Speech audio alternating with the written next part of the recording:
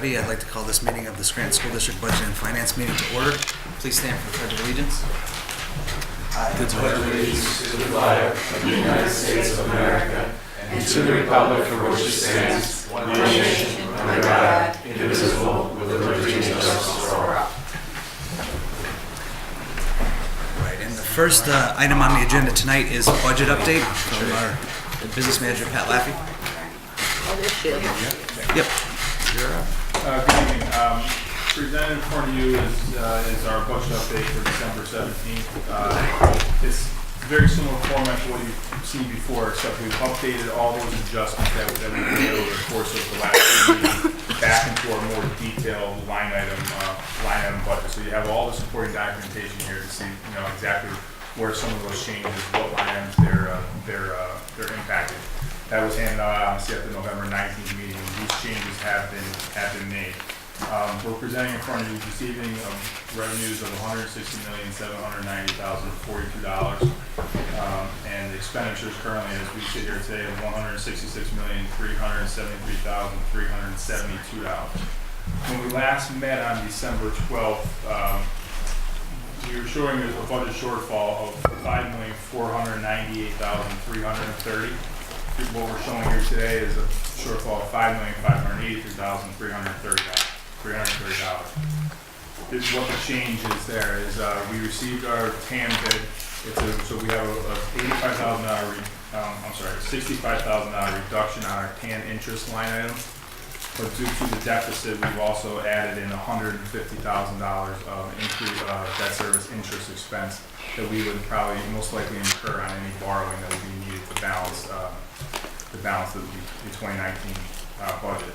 The net effect is an increase of expenditures of $85,000. Just to remind you some of the things that went into some of these numbers.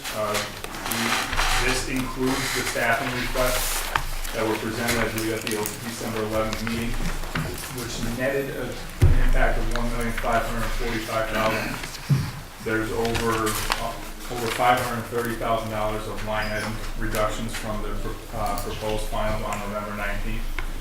We've increased some of our tuition revenues for part of the staffing requests included the expansion of the ECA program.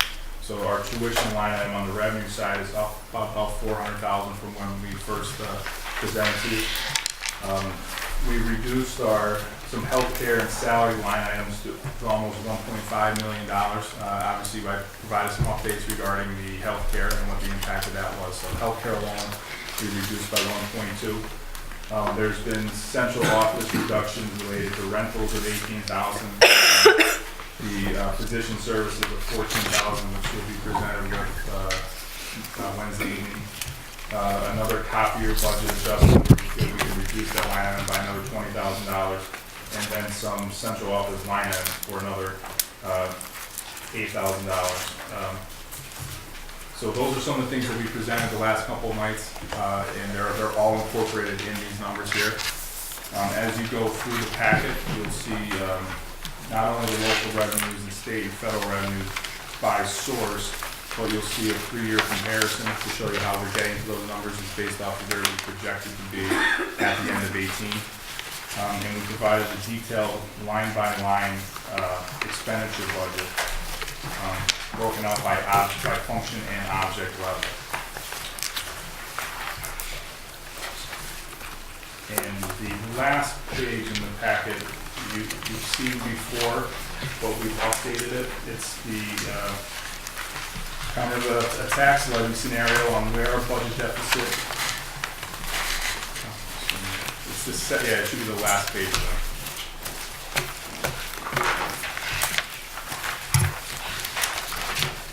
So we're showing the budget deficit at $5,583,000. Our current millage would require a borrowing of exactly that amount. We provided some scenarios on what a levy of 1 all the way up to 8.9 mils would be. The budget impact of what we would see on the revenue side is right there in the middle of the column. That's what each levy would generate on revenue. We're using an 86.92% collection rate. That's based off of our assessed value, our current millage, and where we're projecting to be at for 2018. and the corresponding shortfall or money that would need to be borrowed to quote balance our budget for 2019.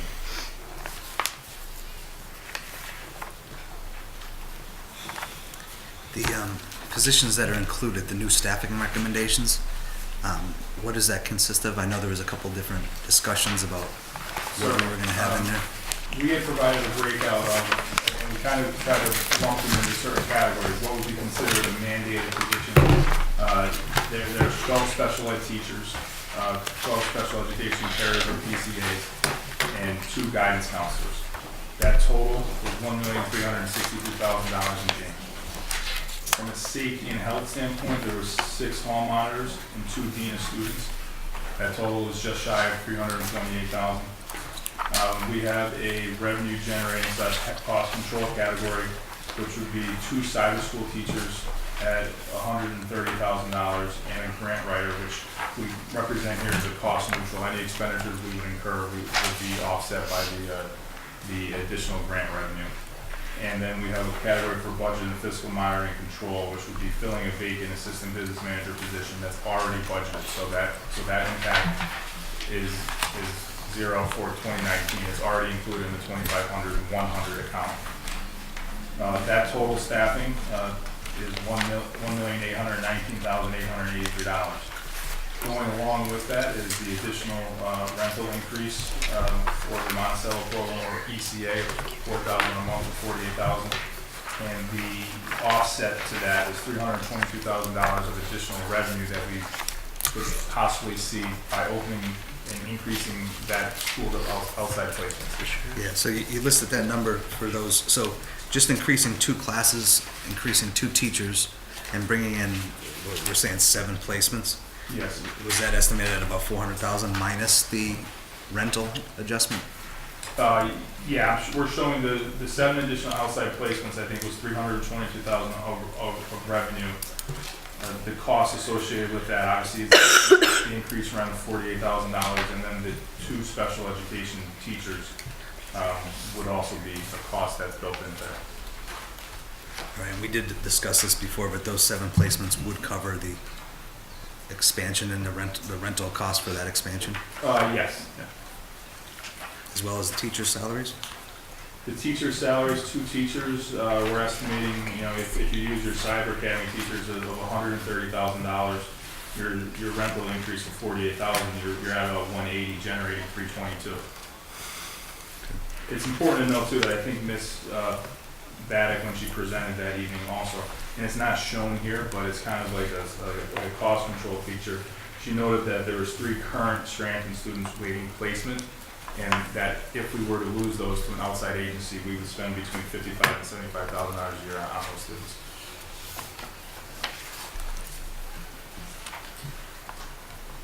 So I do know there was discussion about, sticking with mandated positions, keeping the hiring freeze. Where's the will of the board with that one?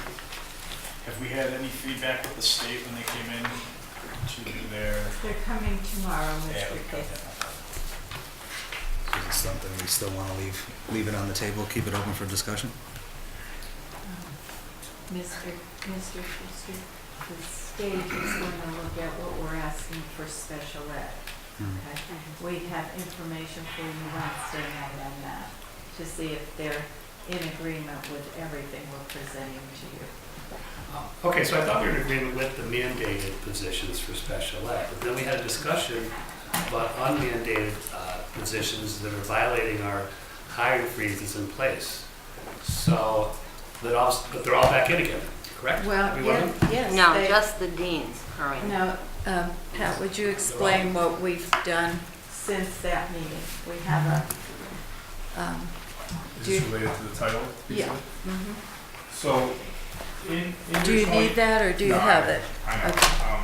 In your 2019 budget, we're showing Title IV revenue of, I think, $359,000. That's been allocated out throughout your expenditure line items in various areas. It was done based upon our federal program coordinator's grant that she submitted, or her grant summary that was submitted to through the E-grant system. They've come back to us now where, I'll just use for example, in your 27,750, which is buildings and maintenance equipment, we have about $202,000 budgeted for school equipment that's Title IV funded. They've come back to us where they have, if we wanted to choose to fund some of these positions with them, Under we safety. can transfer it from, that equipment line item up into a salary and benefit. So, they have $217,000 in the grant that's available for positions related to well-rounded education and safe and healthy students. They're referencing counselors, Crisis, the crisis two counselors. crisis counselors. college and career readiness, I believe paraprofessionals. Now, those we would remove, well, we're paying for those out of the general General fund. fund right now. So we would be able to remove those from the general fund and pay for them out of the title funds. Because we received 2 unexpected safety grants this year, we're going to fund some of the equipment requests from those grants.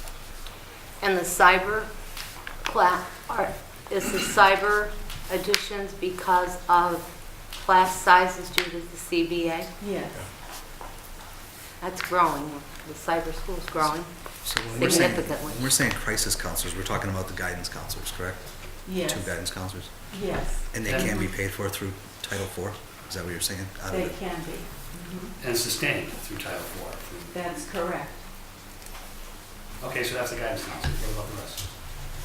Well, Dean of students also Falls under that? qualify, yeah. Now the question becomes is, do we have they enough? have choices. Yeah, you have to make, You there's have to a make choice here. choices. Yeah, there's only $217,000 available of that $359 that I currently spoke of that can be used to fund counselors, career and college, college and career coordinators, crisis counselors, or dean of students. So we're gonna have to kind of pick and choose what we want to fund through that source. So what I heard you say the other night was that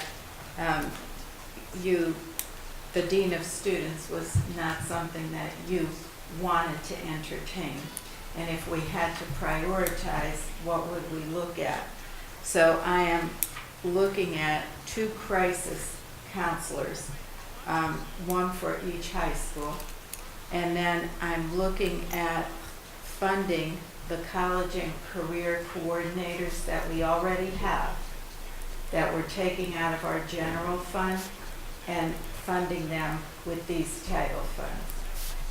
So that would pretty much take up the $217,000 that we would have available for us. So, And then remove the dean of students. yes. And what kind of decrease would we see in the overall deficit with the removal of the dean of students?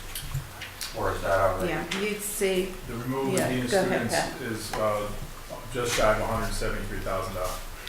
and then. And that's for 2 of them, right? Yes, But- and then the college then- and career coordinators, you could also By decrease by choosing to fund- $75,000. By choosing to fund these other positions, the crisis counselors and the career Crisis college. counselors, you would see a reduction of an additional $207,000. Because what happens was, like, they wouldn't come off, they wouldn't be part of this addition here that we presented that's already built in. And they moved the Title IV. They move to Title IV, See that. and you would see the corresponding decrease, I'll use your maintenance line item, your $2,600,750. So you would see that account go from a $40,000 budget last year to a $240,000 budget this year, back to a $40,000 budget. So then overall, we would be down to 5.38 approximately. Approximately. And that's 2 college and career coordinators, right? yeah, they're already in our schools. Yeah, they'd just be Mr. moving to Title Schuster. IV. Yes. Okay. And this is on an ongoing basis, the Yes. Title IV funding? That's correct, And that will be sustainable year to year. yes. In fact, we're hoping it would be increased.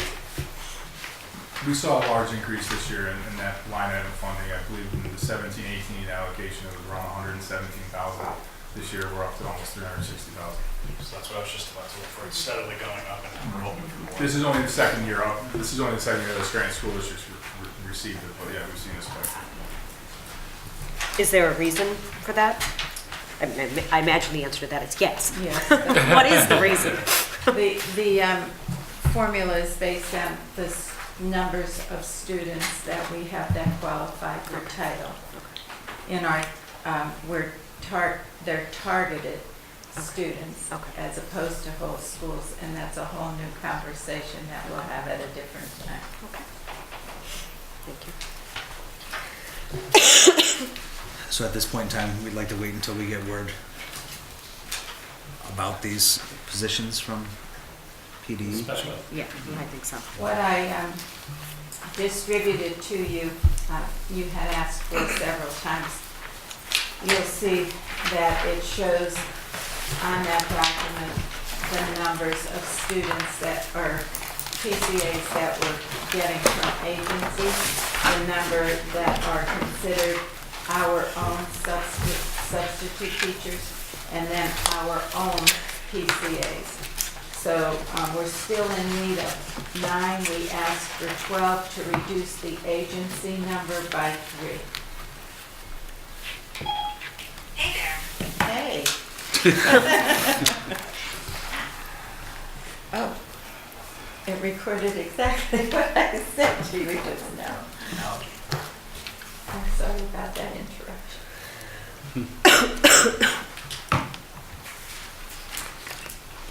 Any further questions on the budget update?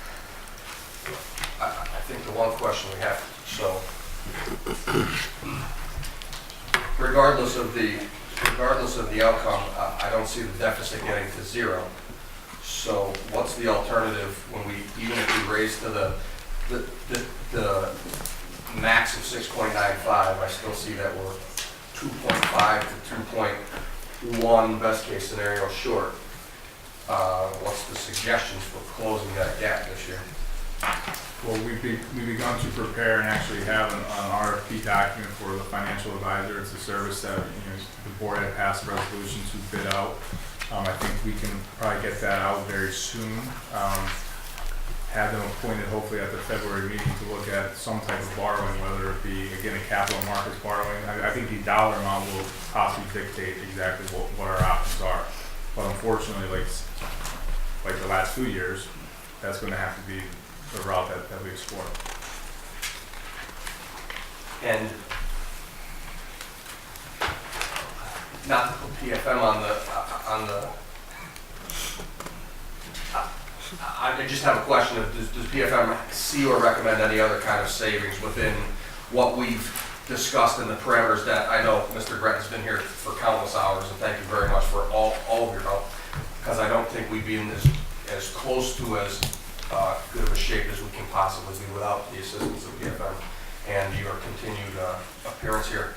Is there anything else that we're missing? Is there anything else that we can do better in the short term to minimize this gap or to reduce the percentage that we may have to raise taxes? Is there something else that we can potentially do Well, in the very short term? yeah, Mr. Laffey and I have been working through this budget, item by item and line item by item, and he's done a very good job of his analysis for over the past several years. I don't see anything that's the golden goose here that's going to be able to do that. I would say a tax is advisable.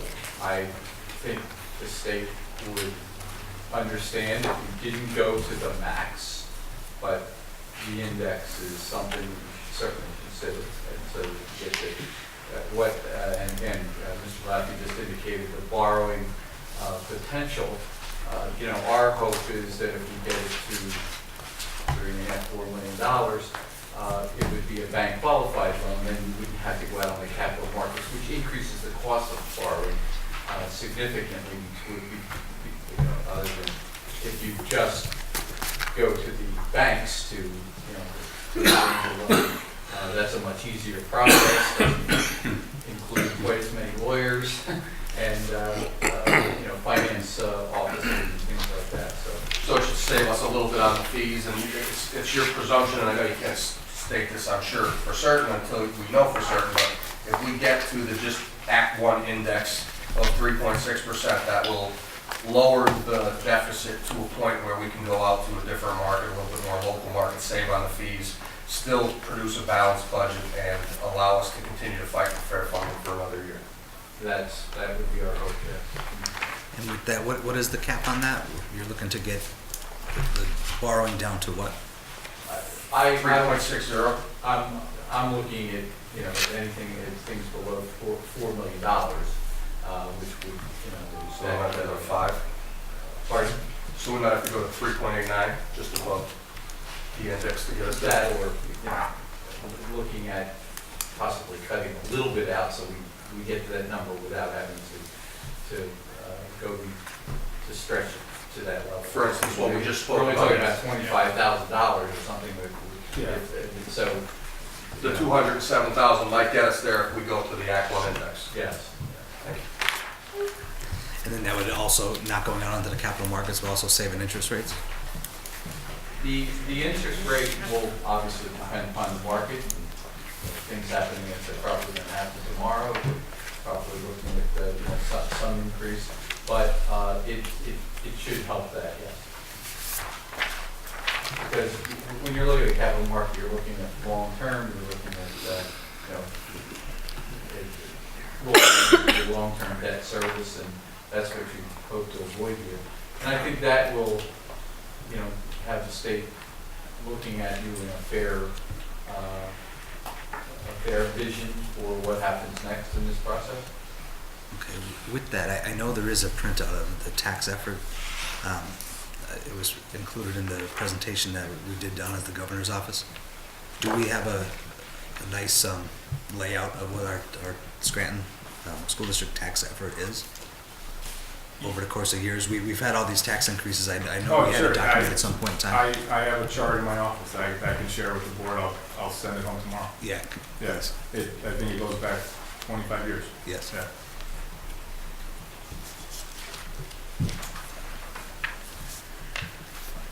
Anything else with budget update?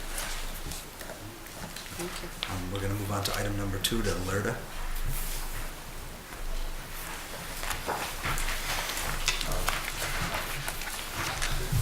And I was someone here to Yeah. present on the LERTA. Yeah, the city has voted on the LERTA that Mr. Durkin came and spoke to you about. It's now on the table for you all to decide whether or not you think this is a good plan for the district at this time. There's a reduction. There would be a reduction in tax as we move forward for several years. So that's something I think you should consider as you're thinking about your budget and a tax abatement at this time. So when we say a tax reduction, would that be a tax reduction on any future improvements or new construction that would happen from this point forward, not any reductions to the current taxes that we're already receiving or being levied? Yeah, That's there correct. wouldn't be any taxes on The these Yeah. base properties remains the until. same. Yeah, the base stays the same. It's on redevelopment and Improvements, yeah. new improvements or projects. And I'm pretty certain when Mr. Durkin came, he said this also included commercial and residential. What happens if the city approves this and we do not? How does that impact the program? Actually, they did approve it, and I do not have the answer. Okay. They approved would it at the have to December look. 3rd meeting. Exactly what Yes, the they impact did. is, I don't know. And forgive me if this is in the information, I did not review it again since the presentation, and I will before Wednesday, but is there any sort of, incentive isn't the right word, but anything that retains these businesses or homeowners who do these improvements? When I bought my house, I participated in the first-time home buyer program. which was wonderful. I got a match to a portion of my down payment, which allowed me to eliminate mortgage insurance and put the full 20% down. But I had to maintain the home as my primary residence for 5 years, or I would have had to pay some of that money back as though it had been a loan. Is there anything like that with this? Do we know? No, long-term, once the terms of the LRTA are over, then you make your own decision. So it's just the 10 years, and when that ends, they can pack their bags and leave. Right. So they're looking at it as an incentive for people to improve their properties or to bring businesses into the city long-term. After the LRTA time period, they can decide whether they want to stay here or move on. I mean, the residential piece of it to me seems like more of a positive for the community in a way. Existing homeowners are going to improve their properties. The commercial piece of it makes me nervous. No, when we're looking at that, we were talking about that center point in Pittston. Yeah. I mean, there's a lot of businesses in there, and if once that LRTA ended, if they were to start pulling out, you'd have a lot of empty warehouse space up in there. I do like the residential piece of it, though. I don't suppose this is a one from column A, one from column B sort of situation, is it? Not according to what Mr. Durgan presented. Yeah. It was all-inclusive. Yeah, that's how I understood it, but the commercial makes me nervous as well. It would be nice if there was some kind of like retention, some kind Right. of way of retention built into that. Well, I mean, I would imagine since the city has already approved this, there's As no is. wiggle room. But So what I can learn before Wednesday is the city did approve it. How does that impact your decision? Yeah. How about, do we have any numbers on the KOZ? And this might be something that maybe Mr. Laffey has.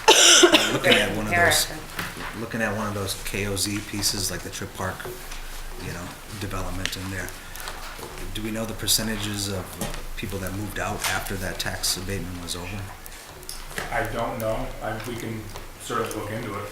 Yeah, but off the top of my head, I don't know. I mean, the chamber referenced some of that in some of their materials that the market valuation had increased dramatically throughout the course of that 10-year period. Yeah, I know, like maybe the piece of land was 160,000 and right now there's, We're at 22 yeah. Yeah, 260,000 to 22 million. I would suggest this, and I'm no expert when it comes to businesses, but I did own a business for about 10 years. Me personally, I worry slightly that we're going to hamper an effort to bring other businesses into this area. It seems like our population is beginning to grow for the past few years. We have people pouring into our schools that at a rate that we can barely manage, or I would even submit having extreme difficulty managing. I wouldn't want to stop a business from coming here and then having them make the decision in 10 years whether they want to leave. Although I do share the sentiment that I would not like to see something like that. They're not here now. So I would like to see us forward that opportunity, and as it stands right now, I think I'm in favor of it. But I do understand the trepidation that everyone on the board has, specifically with the business end of it. But if we could bring some of the businesses, and especially like state hubs that Allentown has brought in with UGI, and they just landed another one. I feel like Allentown's our biggest competitor in the Northeast or the eastern part of the state outside of Philadelphia, and they've been landing some of the bigger places, and their population is exploding. So I'd like to see us at least be on a competitive level with them. We have the area to expand. The city once contained 140,000 people. I think we can get there again with the right ideas, but that's where I stand with it as it sits right now. Yeah, I echo some of that. I mean, my fear is with the tax increase, and I keep referencing the Trip Park development because they're some of the highest assessed property that there is. We're looking at that $10,000 assessment value, which ends up being $90,000, but those people in the developments such as that, they're paying triple that. So those homes, when people move out of those homes after an abatement, you might be able to afford the mortgage, but you're not going to be able to get the loan because you're not going to be able to afford the taxes on the house. I think another way, I really think the question that was asked tonight is very important for us to learn, and I'll get on that immediately. But something that I'm struggling with myself is, on one hand, you're asking the taxpayers, you're going to try to increase taxes for our taxpayers that are currently paying taxes. And then you're looking at a tax abatement for another group. And I'm wondering, from a stakeholder's view, how that would all hold up. And the other thing that we just saw was that Clark Summit just decreased their property tax. So with, if we're gonna go up to, say, 7% increase in our property tax, and Clark Summit just went down 6%, People will. that's a good will argument have right there. migration out of the city, more migration out of the city. Here's another question. So the university, we just got that recent pilot where one of the local campuses wants to give us payment in lieu of taxes. The University of Scranton has several businesses up there that are pulling in a profit. Chick-fil-A, I don't know what else is in some of those buildings. Is there any way to go towards the University of Scranton and see if we could get any of that tax money for some of the businesses that are pulling in a profit? That's something we would have to look into. I know there's, I don't agree a lot with it. I don't remember exactly, but I remember the product before. Someone looked into one, I don't know if it's you or. I think that was when we were looking at Mr. Wondolowski from Wilkes-Barre, the reassessment of commercial properties. I don't know if that ever went forward. I was always told that it got to a certain point with a court decision whether school districts had the right to do so, and then it just evaporated without even hearing. The Supreme Court gave a very limiting ruling on the ability to do what they were doing. And how far ago was that ruling? Oh, it was maybe about a year ago. So, yeah, since Fairly- that ruling, we fairly- haven't heard anything. Right. I think it put a big hold on it. They're still litigating. They're trying to appeal and try to actually work out a different interpretation of what a lot of people are interpreting the ruling to be. But in the meantime, you're correct, it's dampened the ability to do that. I think that was one of the points that was brought up, and that it was going towards these nonprofits that helps businesses, then see if there's a tax on them. I think that was shut down for it. Just to comment on some of my experience, we, in Harrisburg, we had significant payment in lieu of taxes from some entities, and hospitals were one of them. But the hospitals also had doctor's office leasing from them, and they were profitable. They were for-profit doctor's offices. So they were taxed at the regular rate. So I would think that if there was a Chick-fil-A operation in the nonprofit area, that particular piece of the real estate should be taxable. Now, I don't know that it carries over, but it was, that's the way it was interpreted in that situation. We could certainly look into it. and playing off what Mr. Britton just said, Delta Medics is now part of the Steamtown Mall. And they do have a whole cadre of doctors in there. I don't know if that would be something we could pursue. Yeah, similar pieces of property.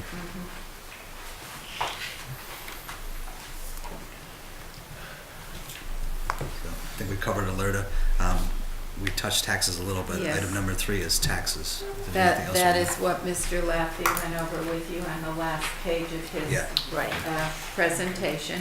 Staffing, we also touched. I considered all the positions that I presented as essential positions. I just need a decision from the board whether you want us to go through the title funding. And if you do you consider the crisis counselors and, or the dean of students more valuable in our schools. And in light of what our schools are dealing with right now and the new PA Future Ready Index requirements, I might lean toward the two crisis Yeah, but counselors. that's the From priority. my I'm with you. standpoint. I'm with you, Doc. I think with the mental health component of the issues that we face today, that would be one way to start at least addressing those issues. I am concerned about the mental health component. Mhm. And we don't think it's, do you think it's realistic for the state to come back to tell us that those positions that you're requesting within special ed are mandated by the adoption of the budget? It would be.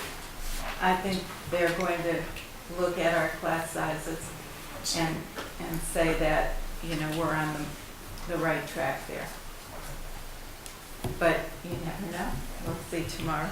Okay, and they are the guidance, we're interchanging the word crisis and guidance. Well, they're crisis counselors and they are certified guidance counselors who would specialize in that area in each of our schools. In both high schools. One for each of our schools. But I think what you're confirming, Tom, is that they are, Is it 2 of them or 4 of them? That's what Right. he's asking. There's right.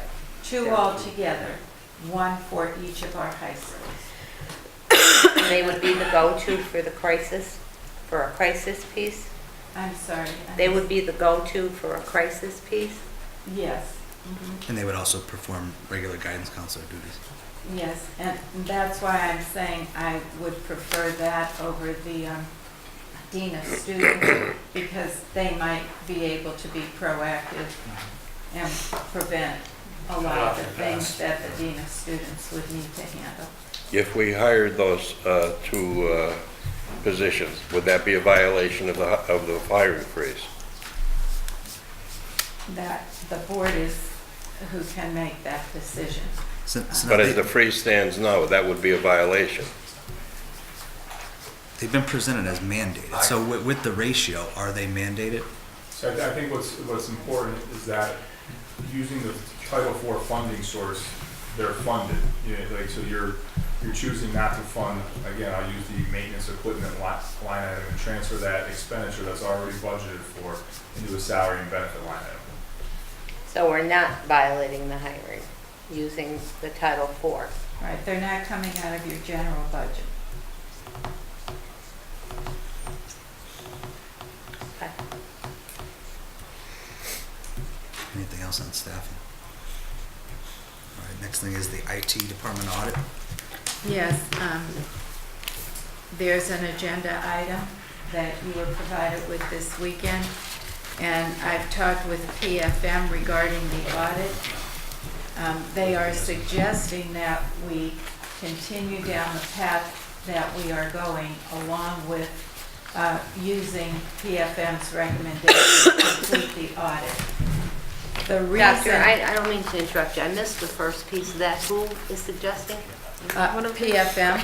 Okay. Now, I'm sorry, thank the you. reason it's on the Budget and Finance meeting agenda is because I am requesting the support for IT from the NEIU for $2,500 a month. That person would be a critical part in helping us to get this audit done, among other duties and responsibilities that they will have. And that's the direction I am recommending we go, based on talking with PFM. And Mr. Breton, if you would like to add anything. Yeah, the idea is that you need an assessment based upon your educational needs as well as the equipment that's in place and those kinds of issues that you're having, and the overall structure of the department. And when we look at an outside audit, let's say from the Auditor General's office, that's not what they would be. That's not what their approach would be. What we're looking for, we're hoping you get, is a recommendation for here's what you have, here's what school district your size have, and here's what it's going to cost over 5 years if you plan this way, and then you get to make choices whether you fully fund it or partially fund it or however it's funded. But the point is that we're hoping that an audit comes up with a plan for the future, and that's not what you get when you bring the state in, or their audit is focused on compliance issues and the kinds of things that are going on, not, okay, what does your future look like and where should you be? Certainly this is going to look at security and risk factors and those kinds of things, but it's also going to look at your educational plan and how that sets you up for the future. Well, I disagree. The discussion we had last week is we kind of agreed, let's have both. And the one you're proposing is pretty much an inventory. The one I would like to see is, well, whether or not, okay, yours is yours. We talked about having both. We talked about putting a resolution together and requesting, like you said, it's the process, to have the Auditor General come in also and do a different type of audit. The Attorney General's been here 3 times in the past month, looking at IT equipment, seizing it, taking it. That's the type of audit I want. I'm hearing on the street that, there was 100 computers ordered south this year, and there's 25 missing. That's what you're hearing on the street. If you would like the information, we will be able to provide information to you. One thing we cannot get confused with are rumors you hear on the street and the reality of the district. So if you're asking for our IT inventory, since the Auditor General was here, he requested that some safeguards be put into place. We did put safeguards into place, and we have a process. We updated policies. The board asked for an IT audit. This was not a requirement of the performance audit that the Auditor General has done. If you would allow us the opportunity to complete a thorough audit for you within the next 6 months, based on having personnel to be able to help us with that, we will do that. And if you're still not satisfied at that point, and you decide that you want the Auditor General to come in and look at things again, I have absolutely no objection to that. But I would like the opportunity for us to be able to do what you have asked us to do, that the lack of personnel made it impossible for us to do. And that personnel would come from the NEIU? So I think I kind of heard the same thing as Mr. McAndrew, although you were saying there's more involved in your audit. I was hearing more, an inventory audit, see what we have, give some suggestions as to where we're going. And maybe Mr. Popel could help me with this. I've heard of forensic audits, going into departments. And from the findings at Auditor General, I think that it was fraud, abuse, and waste in the IT department. Would a forensic audit cover something like this, or uncover something like this? What steps do we have to go through for that? I would just, if that's what you want from the Auditor General's office, just put it in the form of an official resolution and send it down. That's what we discussed the other day. All of a sudden, we're not discussing it. Well, I don't want to wait 6 months. We waited a year. I reread the Auditor General's report, and the IT piece of it, I believe we had one computer that didn't have the right number on it, and that was resolved while they were here. So, magnifying something that he didn't point out as an issue, I don't really see what the need for that would be. What I do see a need for is really what you're asking for is an audit of our equipment, our policies, our plan moving forward, our checks and balances, safeguards that we have in place. I do see a need for that, and when the board suggested it, I was 100% in favor of doing that. Since that time, we lost our IT, our chief information officer. The department was put under another chief. We split up the duties, and then that chief has been out ill. They had turned to Mr. Laffey. Mr. Laffey's trying to run the whole budget office with one person. I think we can get you what you want. You can take a look at it, and if it's not what your desire is, then by all means, you can request the auditor general to come in. That is what I want. I just, that was not in his report. The board had, The Attorney General's been here 3 times in the Well, past month. they're not, I'd rather not talk about it, because Looks I like they're don't doing the know. work for us already. I don't So know I'd what like to they're get ahead of it. looking for, but they're not looking for computers. They're looking for what's on the computers. That is what I'm understanding. I'm understanding a little different.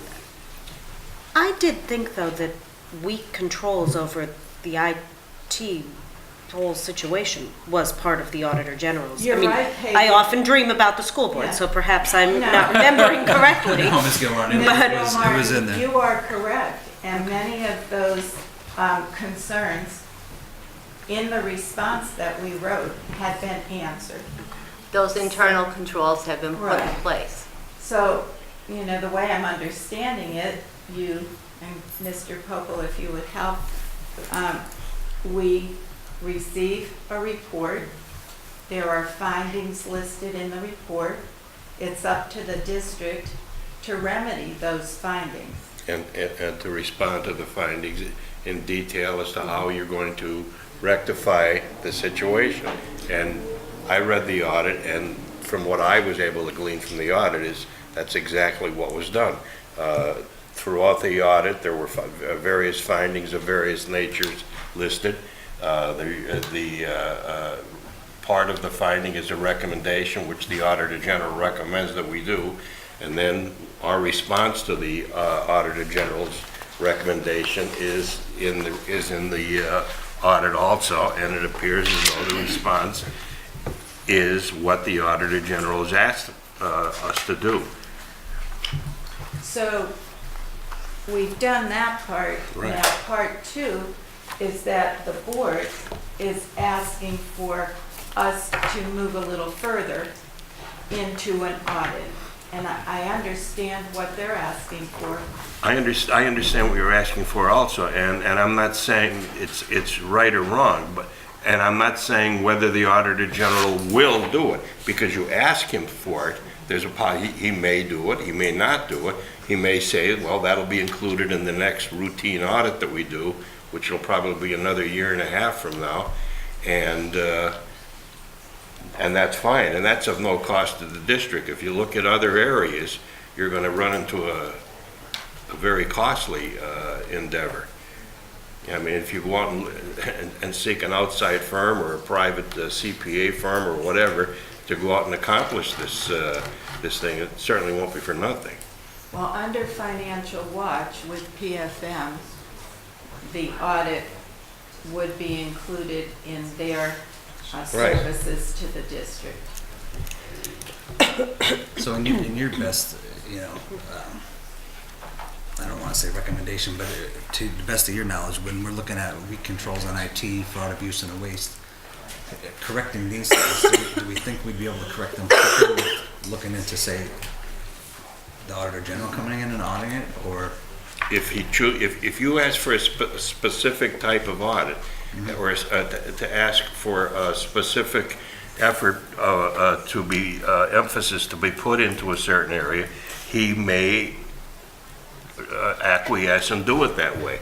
Or, as I said, audits are all encompassing. An awful lot depends on the situation, who's doing the audit, when they come in, when the Auditor General's office comes into the district, they'll determine based on prior findings and problems and recommendations that they have used, you know, that one of the things they'll do, one of the actual part of the audit is to confirm that the recommendations in the prior audit have been undertaken. If they haven't been undertaken, then again, you'll definitely hear from them. Yeah, so in this case, they can come in, if they were to look at it, if they were to agree with it, they could come in, they could look at it, they could see where we've moved from the original Well, finding.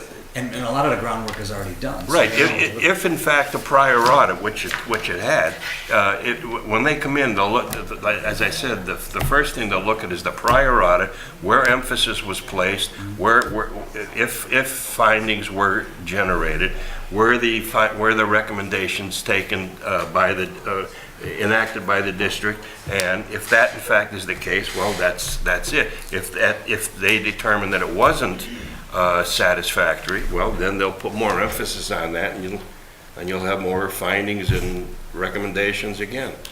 Well, we promised a year ago in our, to do one, and we haven't yet, a corrective action, so.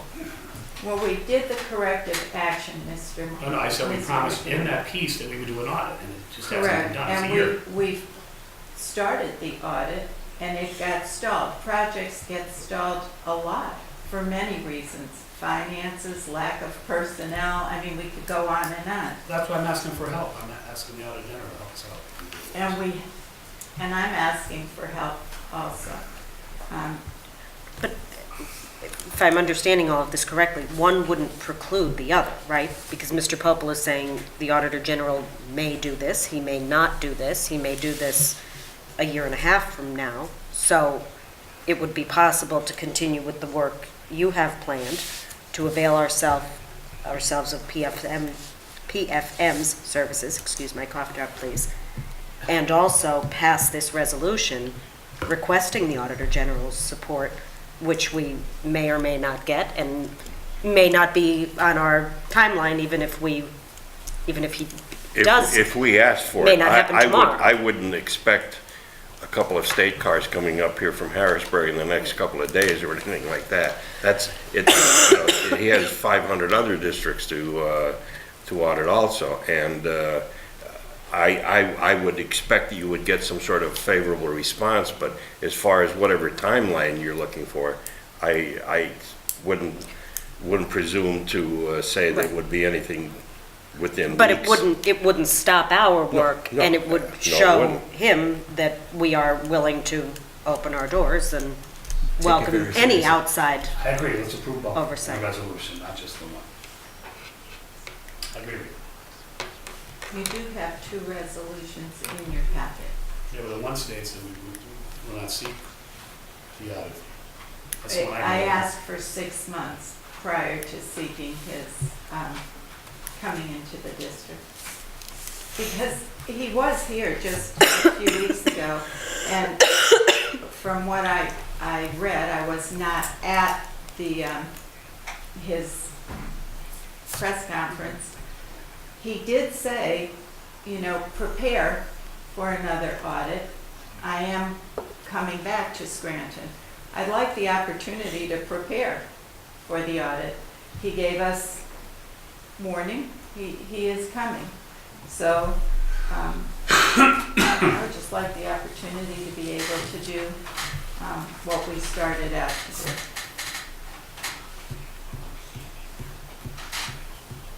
And if we were to send this to the Auditor General, what are we asking him to do? What he asked us to do? I mean, that's what we're doing, right? We're saying, okay, we agree, you do it. That does sound silly to me. However, this one, I don't really care which way we do it as long as it gets done. But it does sound strange I'm that trying to the remember Auditor General says, fix this, we found fault with this, and we say, could you fix this? All right, well, there is a difference between I hope so. what we're talking in Yes, the I certainly forensic hope so, audit, because correct? at its face, that's exactly what it sounds like. I'm trying to remember the Auditor General's A report. forensic I audit, haven't. if we were to look at the IT department with a forensic audit, that would be a lot different than what we're Yes. talking about here. Well, I will adjust the IT department audit resolution to read that you want to request it and remove the 6-month period from that resolution. And then you also have the resolution about the NEIU. And quite frankly, we will do our work and we'll put these resolutions before you and you can vote on them. You know, we are going to do our work. So you'll know that is going to happen. And the two resolutions will be before you, and at our voting meeting, you'll vote. And whatever the vote says is what the way we'll go, but it will not preclude administration from doing the work with PFM that we have planned. Can I ask my question now? I just want clarity. In the Auditor General's report, when we got that, that's when we got on the board around then it came in, right? In our response, did we say we were going to request an audit? Did it say in the findings? Did it say? We discussed and we agreed that we were going to do one, and I think how we were going to do one was where we were differing as a board. We were going back and forth. I think some board members were concerned that it may cost money. I think I was one of them. Yes. Yeah, and we all agreed to go through PFM at that time. And we are going to do that as you had planned before. An audit was never part of the Auditor General's findings. That was my question. And our response was never originally that we were going to do an audit. Then when this board was seated, the board said, let's do an audit. And PFM stepped forward and said that they could help us with that. We didn't realize the complexity of it. We thought we could handle it without an IT director. And really, we needed someone to lead that process. Mr. Gretton, may I ask you a question? Do you feel confident with the NEIU additional assistance to get that audit done? Yes, there are many questions. They sent us an upfront questionnaire, the people, the PFM consultant audit, and they sent it, and none of us, within the current administration could answer these questions. And they even, consulted with the IT staff but their focus is not necessarily on those particular tasks or the whole structure of so you need somebody at a higher level. And I don't know the person from the IU, but my assumption is if he's got that certification at that level, then he's going to be able to get in there, and even if he doesn't know the answers because they're unique to Scranton, he'll be able to know where to get them. And, Okay. So yeah, that along with our E-rate consultant, who is very very good at that stuff. So between the two of them, I'm sure they'll be able to come up with a lot of the responses to that questionnaire. Thank you, that was helpful.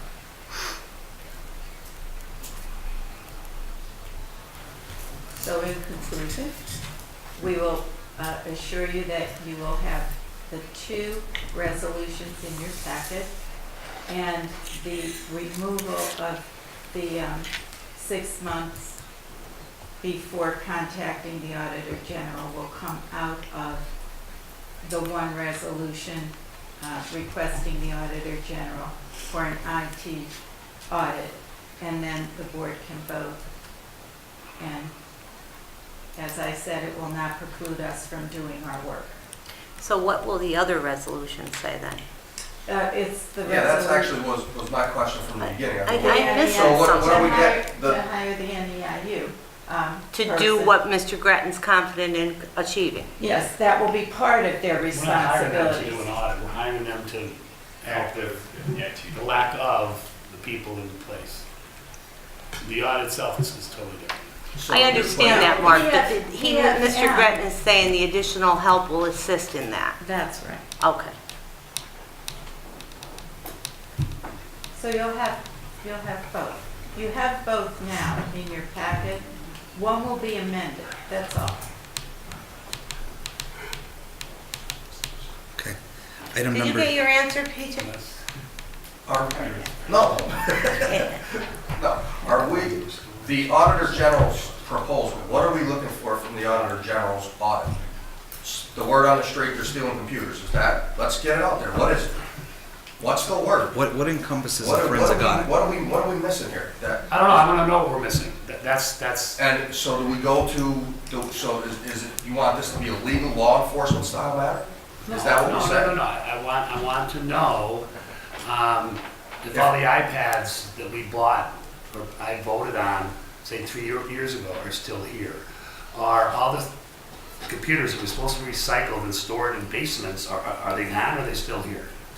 But Or didn't they we We recycled? have all that information. No, but this is We what I have wanna that. get to, so that's it, like, are we missing computers, are they here? So we're looking Will for this, will this inventory audit cover that? Will this cover that? Yes, All of it? yes. Any questions as to Well, theft, the way- impropriety, or if there is a problem with the overall numbers not working, that will be brought to us, and then we can move forward with potential legal maneuvers that we have to do. Or do we want because the word on the street is the computers are missing, do we want to start there? Because I propose we go to the state police. Why are we going to the Auditor General? Can I, where did this information come from? That's That's what we're the asking. streets. I think that was a sidebar thing. Well, no, well, I want to know, are we talking about sidebars or reality? Because this is what's That's brought up. right.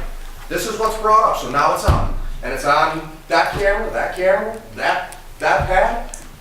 What do we? So what do we do? my question is, in the original audit from the Auditor General, when we started on this board, the new people started on this board, me, Katie, last year, were there things that were missing, or was everything founded? Everything was founded. Oh, And okay, that was answered in the Auditor General's response.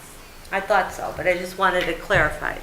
And notice, I didn't get all excited over here when Mr. McAndrews said the word on the street is that That was what I said. 25 computers are missing. I have not heard that 25 computers are missing on the street from my employees or from my staff. I haven't heard that. So, you know, if there's a source I can go to question that, based on what Mr. McAndrew heard, I would like to be informed of that before it's brought out on the floor that the word on the street is there are all these missing computers. I met with the IT staff just last week or the week before. We discussed all of this. They did not present to me in any way that we have 25 computers missing or laptops missing, you know. So in That's- response that's to not- that, I'm trying to get this straight in my head. There was nothing missing when we responded to the Auditor General's report last year. So now if we do another audit through PFM at the lead with the assistance from NEIU employees, we're doing another audit now. So I guess my question, and sorry to be putting you on the spot, Mr. Popel, but when we're looking at the Auditor General coming in and doing a forensic audit, what does that encompass? Yeah, what does type of that service would entail? be? It would encompass anything that the audit team thinks would be necessary to look at. There's no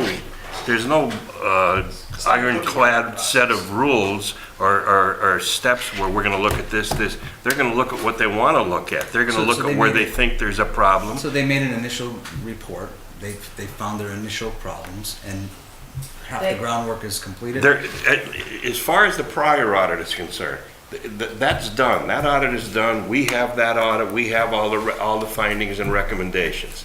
His next team that comes in here, whether we ask him or not, that's what the first thing they're going to look at. Or those areas? Those areas. They're going to look at, that's called the status of prior findings and report. They will look at that first before they go any further. If they're satisfied that has been satisfied, then they'll go to other areas and Every bureau does that. Yeah, that is what I'm looking for, to answer your question. but those findings and our recommendations and our response to those recommendations will be answered the first thing that they do when they come here.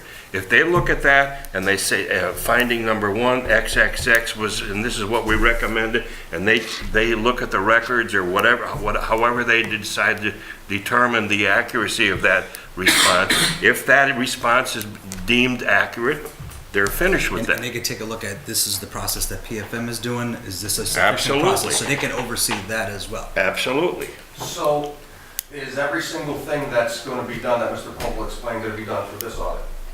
Are we going to be doing that work and then that work again? Is that true? Are we going to do all of that exact stuff? Well, there's still the areas that they're identifying, the areas of improvement. But Right. I think what Mr. Popel is saying is the Auditor General will do this work as part of his next audit, whether we ask for it or not. Absolutely. I think what we're saying is, Do it we fast. would simply like to say, you're welcome to come tomorrow if you'd like. Is that really necessary? He said he was coming, so. But I think we're just acknowledging, we heard you and we're ready. Come on over. Well, we're not ready, are we? I asked for the opportunity to be able to do our work. But it wouldn't, his being here, having that oversight wouldn't stop you from, or do you feel that it would?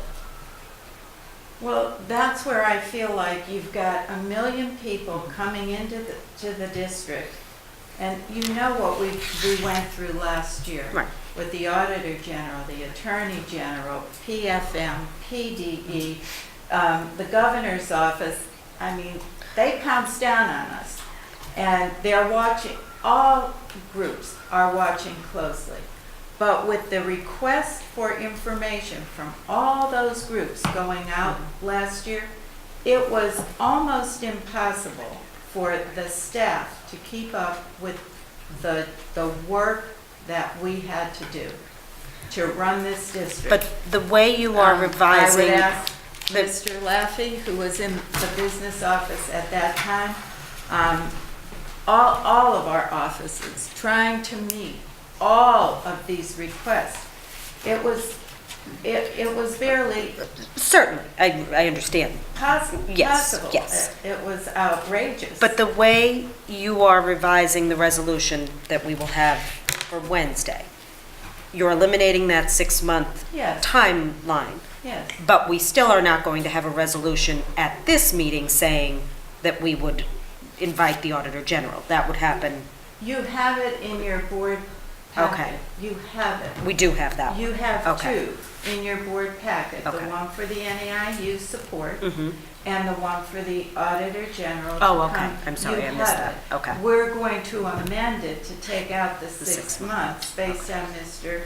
McAndrew's recommendation. And just have it there, Right. that, and then you'll vote whether you want to have that. That's up to you. For clarification, that NEIU piece is to help out with the IT department, isn't it?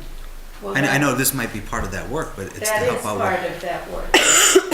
but more that so is- to help out in the IT department, support the IT. Well, department. not to help out with their hands-on for oversight and management, Yes. and governance, and that's all part of, And without that piece, the that's the audit. major piece that we're missing currently, that By not would put us having a into director. what we said we were going to do with the response to those findings. That's Without this individual, we can't conduct this without Mr. DePasquale's office coming back.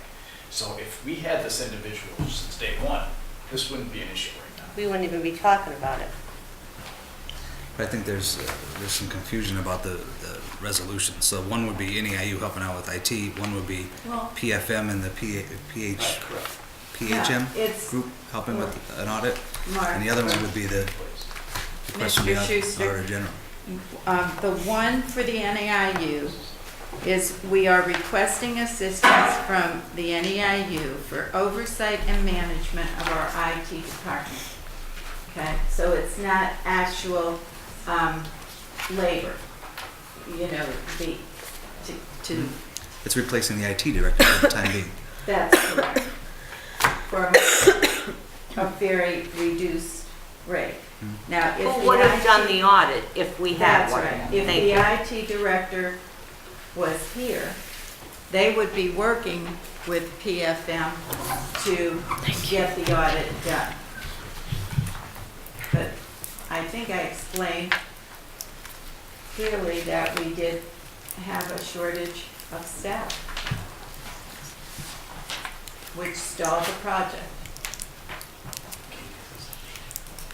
Yes.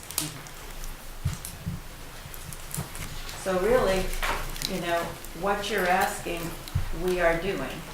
You have the two resolutions, the one will be amended to take the 6 months out. You will vote, and that will not preclude us from doing our work. We will do our work.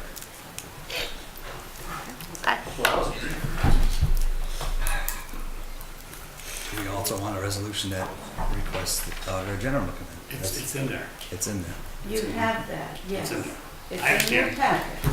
It's We're in gonna your go for the packet. Auditor General to come and check everything Yeah. out, just the way you guys want. Well, yeah, It can't, so what, I don't know why we're still talking I about know. it. Well, Move on. parking at Garrity's is the next item on the agenda. Yes, I need direction yet again.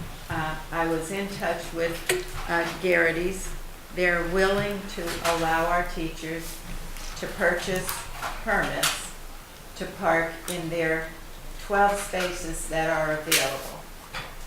With that, it would be a relationship between the teacher and Garrity's, and the district would be out of it. If Garrity's determines that more teachers than spaces are available, they would be willing to pay a little more at a time, depending on the need or the request from our teachers. But the district itself would be out of it. This would be a proposal to our teachers who work at that school who would like to take advantage of what Garrity's has to offer. Just one question. What does that do to us at Northeast? At what? Northeast with Coopers and Amy? Because if we're going to tell one group of teachers, you have to buy it at Garrity's.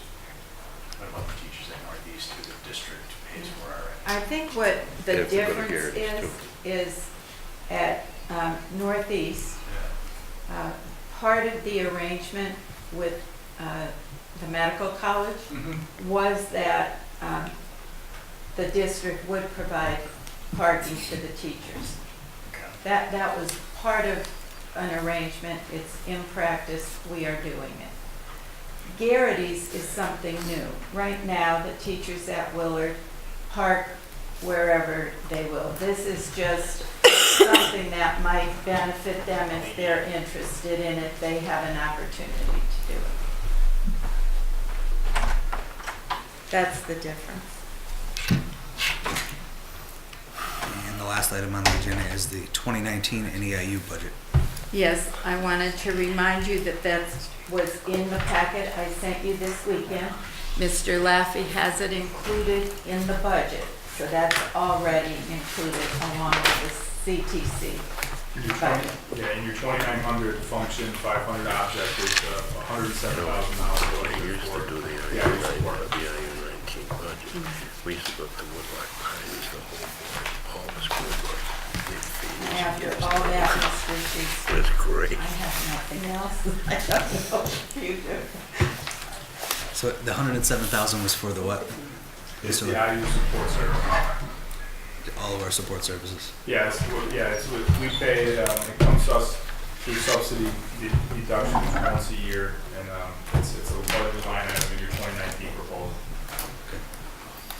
Any questions on that? Mr. Schuster, just for the next meeting, we'll have how the LRTA would affect the board vote, positive or negative. I'm not sure that Mr. Rowdy would be able to get us a definite answer about the University of Scranton, the mall, or the hospitals. I have it down to look, but I can't guarantee, because you talking Wednesday. Yeah, Yeah. It's not likely I'll have a definitive answer. But I okay. could at least give you, going forward, I think we should move in that direction. Yeah, absolutely. And Mr. Laffey would adjust the budget line based on what I'm hearing tonight to include the 2 crisis counselors, to remove the career counselors from the general budget, pay for them out of the Title IV budget, and remove the dean of students. correct? Is there anything else, Mr. Laffey, that, That's the, all right. Anything else that you want us to look at before the meeting on Wednesday night? Anything else? Two prices. So Thank you. accept the motion to adjourn. Second.